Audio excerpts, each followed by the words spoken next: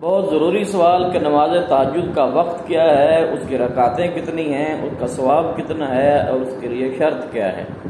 یاد رکھیں کہ نماز تہجد جو ہے یہ عشاء کی نماز کے بعد سو جائیں، اس کے بعد جب بھی آپ کو جاگ آ جائے تو آپ یہ نماز پڑھ سکتے ہیں، لیکن اگر رات کا پچھلا پہر ہو تو وہ زیادہ افضل ہے۔ اور پھر رکعتیں جو ہیں کم از کم 2 رکعتیں پڑھ سکتے ہیں، زیادہ کی کوئی قید نہیں ہے، 2 پڑھیں، 4 پڑھیں، 6 پڑھیں، 8 پڑھیں۔ اس کے بعد اس کا ثواب کیا ہے؟ نماز تہجد نبی کریم صلی اللہ تعالی علیہ وآلہ وبارک وسلم کی بہت بڑی پیاری عبادت ہے، آپ بہت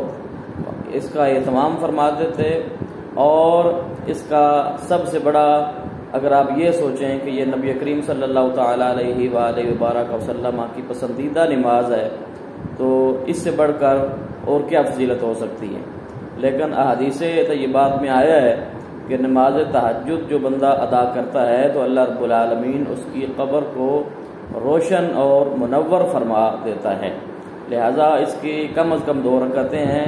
رات کی نماز ہے، رات کے پچھلے پہر میں پڑھیں، اس سے پہلے کم از کم کچھ دیر کے لیے سو جائیں، آرام کریں۔ اللہ پاک ہم سب کو نماز تہجد کی ادائیگی کی توفیق عطا فرمائے۔